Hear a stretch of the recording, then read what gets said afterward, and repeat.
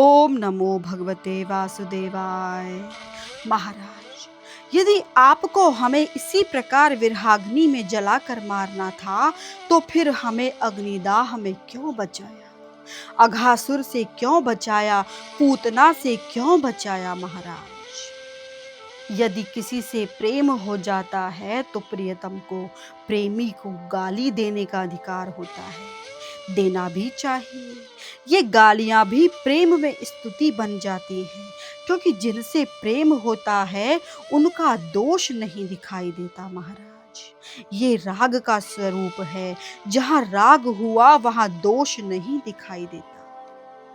यहाँ तीसरे श्लोक में गोपी कृष्ण को गाली दे रही हैं। गाली भी भक्त ही दे सकता है, हम नहीं दे सकते। गोपिका यानी यशोदा। हे महाराज, आप यशोदा के पुत्र ही नहीं हैं, क्योंकि हमारी यशोदा मैया तो कितनी कोमल है। अब भला इनका बेटा इतना कठोर कैसे हो सकता है? आप उनके बेटे ही नहीं महाराज, हम जानते हैं कि आप कौन हैं। जगत के पिता हैं आप। गुप्त रूप में आप अवतरित हुए हैं। वैसे तो हम धन्य धन्य हुए, लेकिन आपके ये लक्षण ठीक नहीं है महाराज। नारद जी ने अपने भक्ति सूत्र में ये लिखा है कि जिनको महात्म ज्ञान हो जाता है, उनके हृदय में प्रेम उत्पन्न होता है। जिसके बारे में जानकारी हो जाती है, उसके लिए प्रेम ही प्रेम होगा। हम आपको जानते हैं महाराज, आप तो विश्व रूप हैं। यशोदा की तो कोई संतान ही नहीं, आप न जाने कहां से आ गए। ऐसी विरहाग्नि में आप हमको जला रहे हैं। ये हमारे ब्रजभूमि का लक्षण नहीं, ये तो तुम्हारे बैकुंठ का लक्षण होगा महाराज। अब आती है नरसिंह मेहता की कथा। एक विश्व प्रसिद्ध घटना है। बड़े भाई ने कह दिया कि हम नहीं आएंगे तेरे घर। पिता का श्राद्ध करना है तो मैं अपने ढंग से करूंगा और तू अपने ढंग से कर। आख्यान करने कोई नहीं आया। नरसिंह मेहता तो गरीब आदमी थे, ब्राह्मण को भी दक्षिणा नहीं दे सके। ये दो कीर्तन कर रहे थे तो बड़े भाई ने आकर कहा कि यहाँ पर पहले ही कई पार्टियां ये मंजीरे बजाना बंद कर दे। कल पिताजी का श्राद्ध है, घर में आना है तुझे, और नहीं आया तो खूब गालियां दी। नरसिंह मेहता ने तो कुछ कहा ही नहीं। चलो बड़े भाई है, पिता बराबर है, गालियां दे सकते हैं। लेकिन उनकी नारी सहन नहीं कर सकी और उसने कह दिया कि हम भी तुम्हारे घर नहीं आएंगे। तुम अपनी रीत से श्राद्ध कर लो, हम अपने ढंग से कर लेंगे। क्रोध में बड़ा भाई चला गया। बड़े भाई तो अमीर हैं, सब लोग वहीं जाएंगे, हमारे घर कौन आएगा? हमारे घर श्राद्ध करने के लिए 5 दिन से तो हम भूखे हैं, और तूने बड़े भाई को ये शब्द कह दिया कि ये ठीक नहीं किया। बोली नहीं, हम हमारे ढंग से कर लेंगे। नरसिंह मेहता ने कहा कैसे कर लेंगे, हमारे घर तो कुछ है ही नहीं। 3 दिन से तो ठाकुर जी भूखे हैं, मैं भी भूखा हूँ। आप चिंता मत करो। जब से हमारी शादी हुई है ना, तो जितने भी आभूषण थे, गहने थे, सब आपने बेच दिए, पर अभी तक मेरी नाक की एक बाली बची है। जाओ उसको भी बेच दो, और जो सामग्री आए उससे हम श्राद्ध कर लेंगे ससुर जी महाराज को। नरसिंह मेहता ने कहा अभी तक मेरे पास एक नथनी बाकी है, और ये 3 दिन से ठाकुर जी भूखे हैं, ये भी ठीक बात नहीं है, ला दे। वो नथनी लेकर बाजार में आए और बेच दी। सामग्री ले ली, आटा लिया, गुड़ लिया, लेकिन घी बाकी रह गया। पत्नी के पास आया और बोला इतनी सामग्री तो आ गई, पर घी बाकी रह गया। पत्नी ने कहा कोई बात नहीं, घी हम कहीं से प्राप्त कर लेंगे। एक काम करो, किसी ब्राह्मण को पूजा करने के लिए बुलवा लो। नरसिंह मेहता को सब जानते थे, उनके गुरु भी जानते थे कि ये यजमान तो भिखारी है, पूरे दिन काम करना पड़ेगा और 2 पाई भी नहीं मिलेगी। आचार्य के पास आए, गुरुदेव महाराज चलिए, मेरे पिता का श्राद्ध करवाना है और आप पूजा करवाइए। गुरु महाराज ने दरवाजा बंद कर दिया। तू यजमान है तो हमारा, पर सारे साल कोई 5 रुपया भी नहीं देता, इसीलिए हम सेवा पूजा नहीं करेंगे। नरसिंह मेहता ने कहा महाराज, मेरे पिता का काम है, इसीलिए करवा दीजिए। तो गुरु ने कहा, नहीं, हम नहीं आएंगे तेरे घर। कभी दक्षिणा भी दी है तूने? दरवाजा बंद कर दे, मैं तेरा गुरु नहीं, तू मेरा कुछ नहीं। नरसिंह मेहता वापस चले आए। रास्ते में कोई किसान ब्राह्मण मिला। नरसिंह मेहता ने प्रणाम किया और कहा, महाराज, आप ब्राह्मण हैं? उसने कहा, हाँ। तो नरसिंह मेहता ने हाथ जोड़कर कहा, महाराज, मेरे घर चलिए, आज पिताजी का श्राद्ध है, तो पूजा करवा दीजिए। किसान बोला, मैं तो कोई कर्मकांडी ब्राह्मण नहीं हूँ, मैं तो गायत्री मंत्र भी नहीं बोल सकता। बोले, कोई बात नहीं, राधे राधे बोलना, लेकिन आप चलो, ब्राह्मण हो, पवित्र हो, चलो। उस महाराज को पकड़कर घर लाए और महाराज को चारपाई पर बिठाया। महाराज, विधि शुरू करो। कौन सी विधि? मैं तो कोई विधि नहीं जानता। अच्छा, तो एक काम करो, राधा राधा कृष्ण राधा का मंत्र जाप करो। यह ब्राह्मण घर में आए, पर यजमान के घर कोई भोजन करने तो नहीं आया। श्राद्ध तो तब पूरा होता जब किसी को हम भोजन करवाएं। गांव में गए और सबको कहने लगे कि मेरे घर आओ, आज मेरे घर श्राद्ध है, लेकिन कोई नहीं आया। सब यही कहते कि हम तो बड़े भाई के घर जाएंगे, वहां तो लड्डू पेड़े मिलेंगे, तेरे घर क्या मिलेगा? किसी ने कहा कि तेरे घर हम एक शर्त पर आएंगे कि तू पूरे जूनागढ़ वासियों को भोजन करवा। लेकिन जिसने 3 दिन से कुछ नहीं खाया, वो सारे गांव वालों को कैसे खिलाएगा? पर इन लोगों ने मजाक की। नरसिंह मेहता ने जोश में आकर कह दिया कि हाँ, ठीक है, मैं पूरे गांव वालों को भोजन करवा दूंगा, आप लोग आ जाना। पत्नी के पास आकर कहा तो पत्नी ने कहा, जाओ, घी लेकर आओ सामग्री के लिए। बाजार में घी लेने आए हैं। दुकान में जाकर कहा, थोड़ा घी दे दो भाई।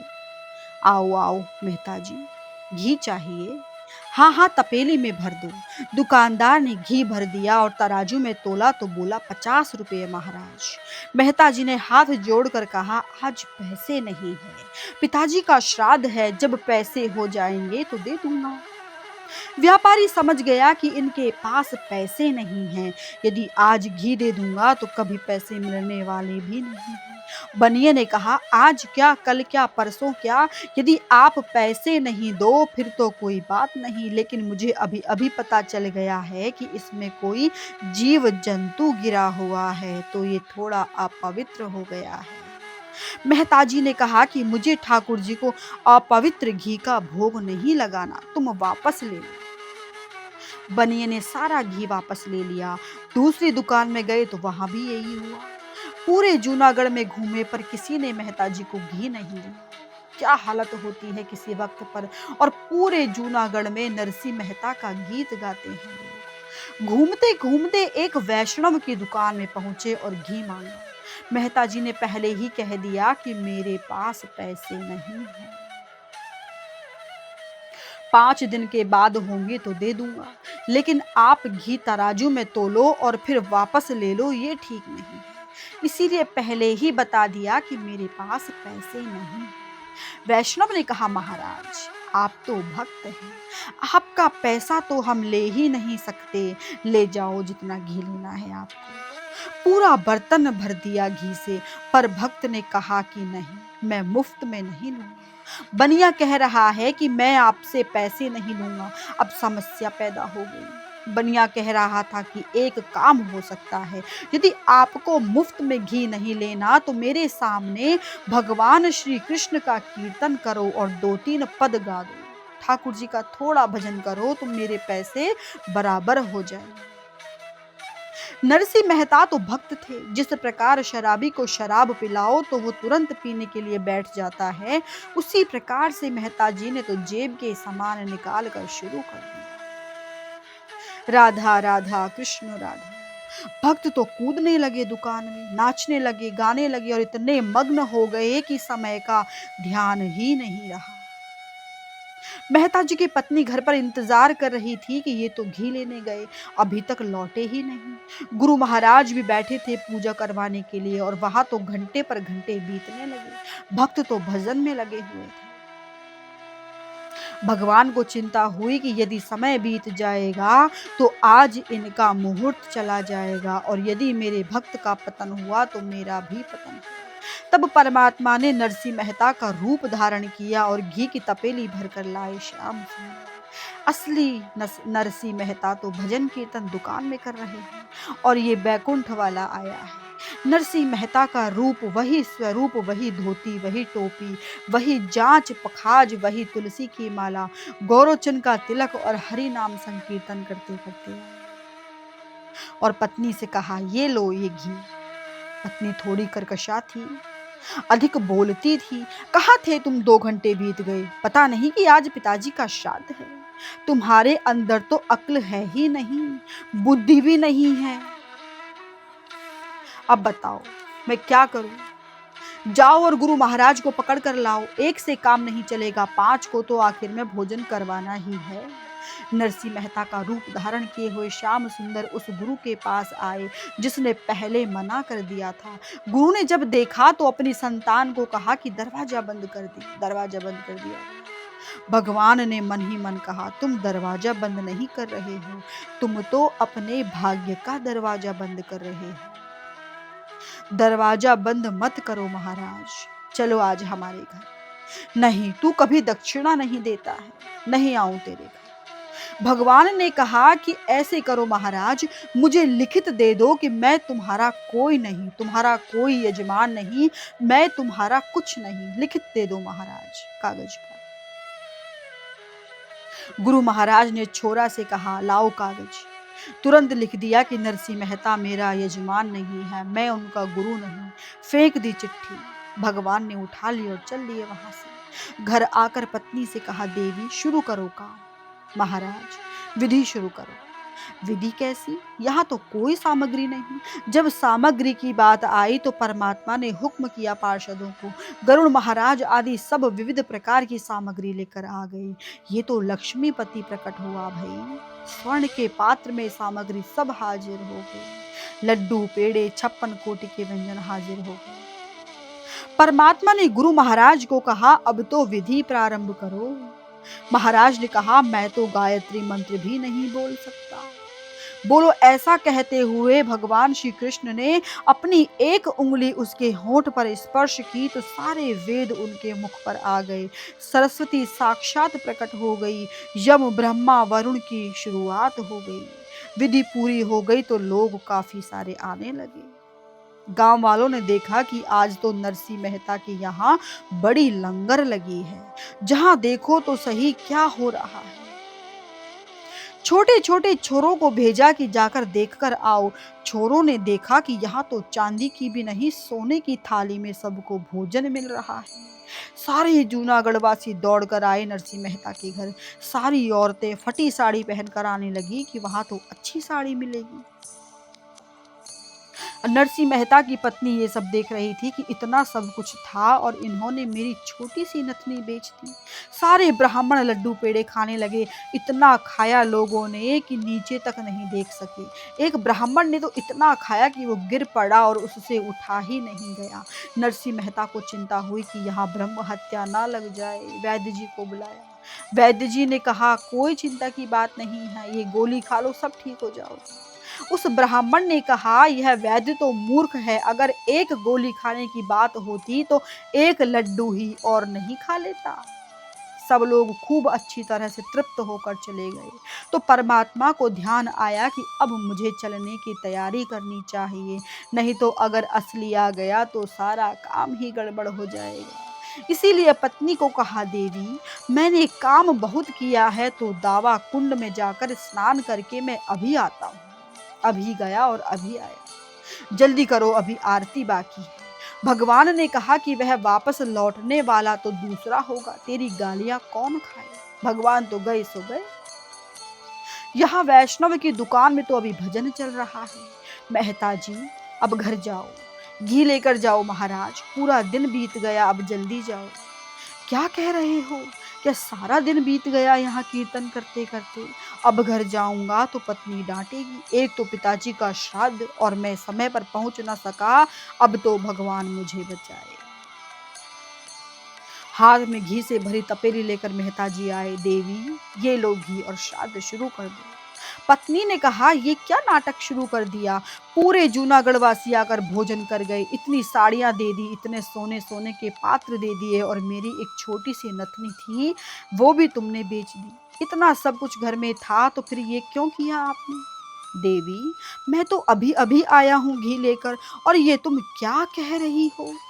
मेहता जी ने आंगन में चारों ओर देखा तो कुछ झूठे पात्र पड़े थे, कुछ सामग्री पड़ी हुई थी, तो सोचा कि ये तो सत्य कह रही है। पत्नी से पूछा, किसने किया ये सब? बोली, तुमने तो किया है ये सब, सबको भोजन करवा दिया और सर्वस्व दे दिया। नहीं नहीं देवी, मैं तो अभी आया हूँ, मैं तो वैष्णव की दुकान में भजन संकीर्तन कर रहा था। अच्छा देवी, ये बताओ कि जब मैं आया तो आपने कुछ गालियां तो नहीं दी थी ना? कुछ गाली वाली तो नहीं दी? क्यों ना देती? आप मेरे पति हैं, आप पर मेरा पूरा अधिकार है। नहीं देवी, मैं नहीं था, वो तो श्याम सुंदर आकर गया है। पत्नी ने कहा, क्या कह रहे हो आप? कहाँ गया वो?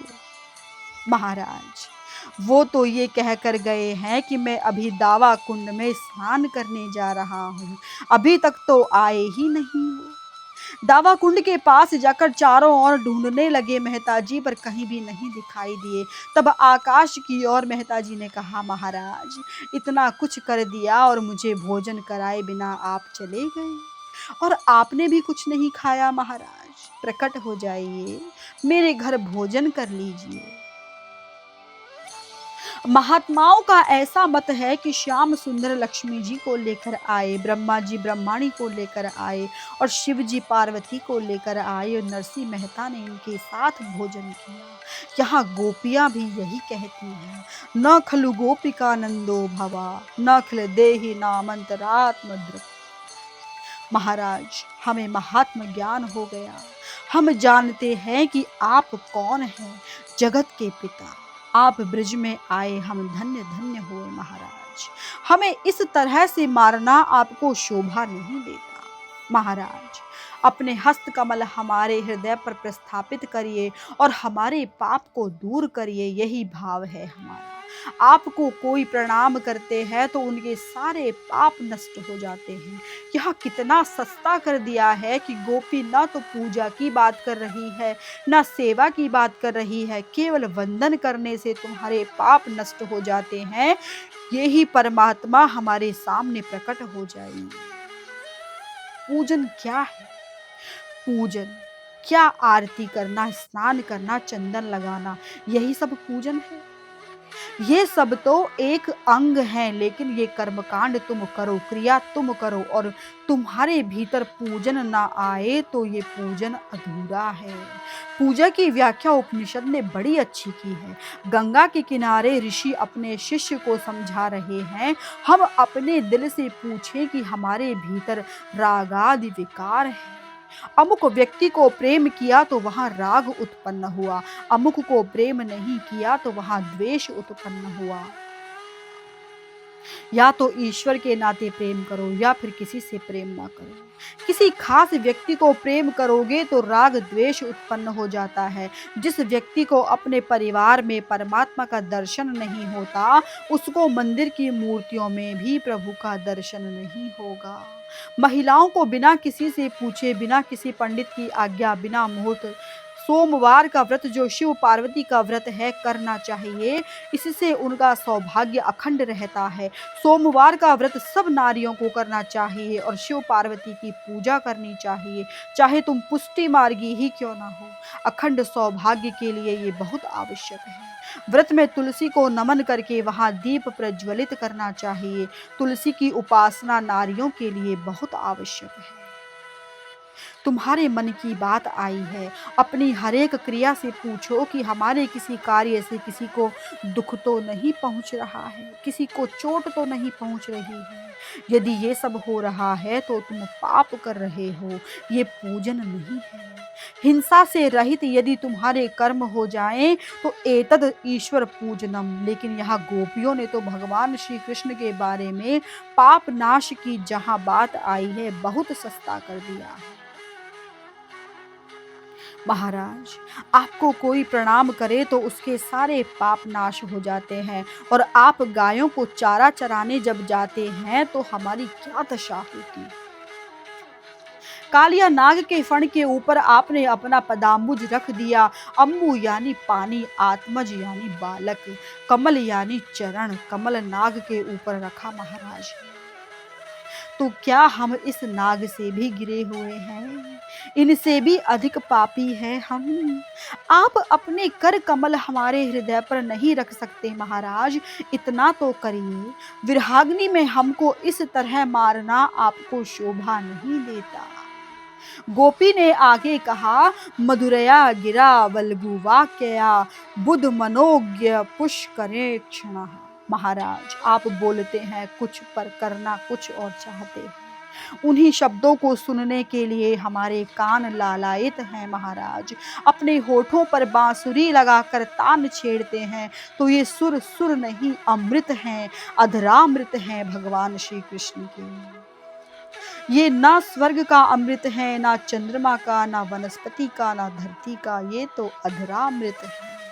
भगवान श्री कृष्ण ने गीता गाई तो ये गीता श्री कृष्ण का अधरामृत है। रामचरितमानस तुलसीदास का अधरामृत है, इनके होठ में से प्रकट हुआ है।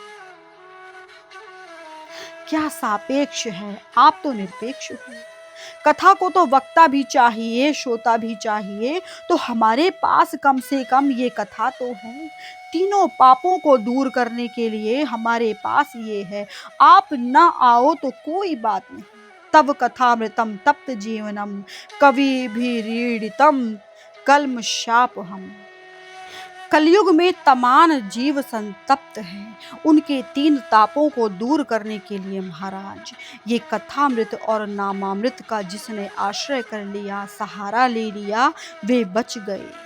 कवियों के माध्यम से जो गाया गया महाराज, वो तो हमारे पास है।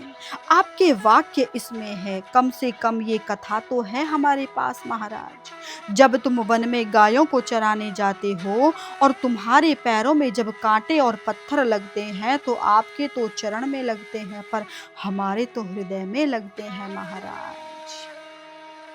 क्या भाव है गोपियों का। जो पत्थर आपके चरण में लगते हैं वे हमारे हृदय में लगते हैं महाराज। चलसी यद व्रजाच चरण पशून नलिन सुंदरम नाथ ते पदम। ये अधरामृत का पान हमको करा दीजिए, ये हमारी मांग है। आप जब गायों के पीछे वन में भटकते हैं तो पूरा दिन बीत जाता है, आपका दर्शन नहीं होता महाराज।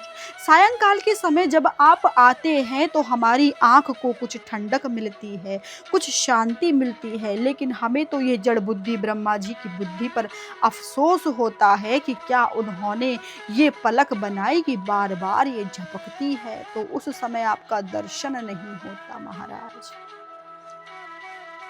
एक एक क्षण के लिए भी भारी हो रहा है, आप प्रकट हो जाइए प्रभु। गोपियों के भाव जब प्रकट हुए और आंख में से आंसू बरसे तो गोपियों की विरहाग्नि को दूर करने के लिए परमात्मा अब प्रकट हुए हैं। अति सुंदर स्वरूप जब गोपियों ने देखा तो पागल सी हो गई। किसी ने आकर तो चरण ही पकड़ लिए कि ये दोबारा भाग ना जाए। किसी ने अपनी ओढ़नी नीचे रखी और कहा महाराज बैठ जाइए। किसी ने आकर प्रभु के मुख में जो बीड़ा था उसमें से थोड़ा सा लेकर अपने मुख में डाला, तो कोई दूसरी आकर अपने मुख में से निकाल कर प्रभु के मुख में डालती है। एक ने प्रभु के गले में हाथ लगाया और एक गोपी बस दूर खड़ी हुई दर्शन करती रही। प्रभु के जब दर्शन होते हैं तो भक्त की क्रिया पागलपन दिखाई देती है। गोपी ने कहा महाराज आप कहाँ चले गए थे, आप हैं कौन, किस प्रकार के प्रेम करने वाले हैं। प्रभु ने कहा मैं इनमें से कोई नहीं हूँ, मैं तो कल्प वृक्ष हूँ। हे गोपी तुझे रास खेलना है ना, तुझमें सात्विक अहंकार आया, इसी कारण से हम अंतर्ध्यान हो गए। हाँ महाराज हम आत्मीयता के लिए आपके पास आए हैं, और वो रास फिर दोबारा से शुरू हुआ। व्यक्तिगत मिलन, संपुटीकरण, राधा बल्लभ और चारों ओर गोपियां रास खेल रही हैं। 6 महीने तक ये रास चलेगा। श्रीमद् भागवत के फलस्वरूप रास पंचाध्याय आत्मा परमात्मा का मिलन है। भगवान श्याम सुंदर गोपियों के मध्य में जब प्रकट हुए तो गोपियों की क्रिया, भक्तों की क्रिया भगवान का दर्शन करने के बाद विचित्र हो गई। प्रभु के चरण पकड़ लिए गोपियों ने। परमात्मा जब प्रकट हुए ना तो वे आकाश में से ऊपर से नीचे आए, न ही किसी पत्थर के पीछे, पहाड़ के पीछे भी नहीं छिपे हुए थे, न ही जमुना जी की धारा में से बाहर आए। गोपियों ने जब जमुना जी के किनारे प्रभु का गान किया तो इनके मध्य से ही प्रभु प्रकट हुए। दूध में घी तो है ही, पर वह हमें दिखाई नहीं देता। इसके लिए हमें क्रियाशील होना पड़ता है। दूध को गर्म करके जमाना पड़ता है। दही जम जाने पर उसे मथो। जब मक्खन के रूप में आ जाए तो उसे तपाने पर घी निकलता है। घी को कहीं बाहर से लाकर दूध में डालने की आवश्यकता नहीं है। घी तो दूध में ही है। उसी प्रकार संसार में, क्षीर सागर में परमात्मा तो है ही। सवाल है हमारे मन की मथानी का।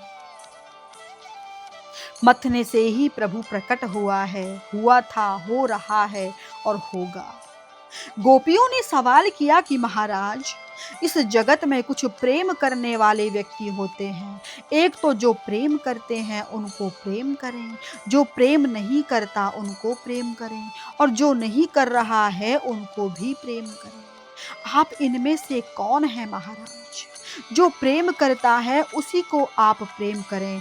और वहां तो सौदेबाजी हो गई। जैसे पति पत्नी जो एक दूसरे को प्रेम करें, जो प्रेम कर रहा है उसको प्रेम ना करें। इनमें पुत्र और माता पिता, माता पिता तो पुत्र को प्रेम करेंगे, पर कभी कभी पुत्र माता पिता को प्रेम नहीं करता। इसके बाद तो आत्मकाज गुरुद्रोही इनकी बात आई है। तो आप इनमें से कौन है महाराज? प्रभु ने कहा, मैं इनमें से कोई भी प्रेम करने वाला नहीं हूँ। गोपियों को बड़ा आश्चर्य हुआ। तो क्या महाराज, हमारा प्रेम एक पक्षीय है? नहीं गोपियों, ये तो प्रेम का सवाल ही नहीं है। मैं तो कल्प वृक्ष हूँ। मेरे नीचे जो कोई भी अपनी मनोकामनाएं लेकर आए, उनकी मनोकामनाओं को मैं सिद्ध करता हूँ। परमात्मा किसी की भी इच्छा परिपूर्ण नहीं करते, सिद्ध करते हैं। फर्क है इनमें। इस संसार में कोई पैदा नहीं हुआ जिसकी मांग पूरी हो गई हो। मांग का तो कोई अंत है ही नहीं। इस सृष्टि में जो कुछ मिल रहा है वो तो सीमित है, हमारी असीमित है, सिद्ध होती जाती है। इसके बाद तो रास दोबारा हुआ। 6 महीने तक ये रास पंचाध्याय चला। जल क्रीड़ा हुई, वन क्रीड़ा हुई। यहाँ ना तो कोई गोपी है, ना कान्हा है। सवाल ये है कि 6 महीने तक रास चलता रहा तो गोपियां जिस घर में से आई हैं वही नहीं थी, तो उस घर में क्या हुआ?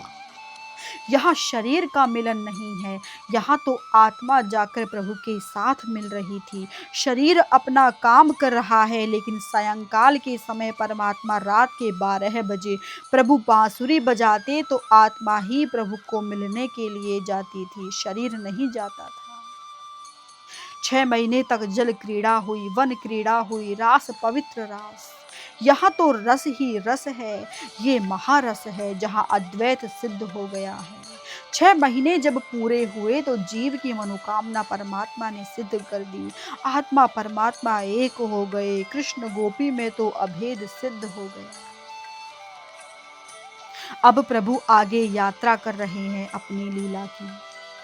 एक बार भयंकर राक्षस शब्द चूड़ आया, गोपियों का अपहरण करके जा रहा था। प्रभु ने मुष्टि के प्रहार से उसको मारा। ललाट में जो मणि थी वो मणि निकाल कर दाऊ जी महाराज को दे दी। भगवान श्री कृष्ण अब भी गाय चराने जाते और नंगे पैर घूमते थे, और जब जब प्रभु गाय चराने जाते तो गोपियां अपने घर के काम में लगी हुई रहती और कृष्ण की लीला को याद करती रहती। प्रभु जब सायंकाल लौटते तभी दर्शन होते थे।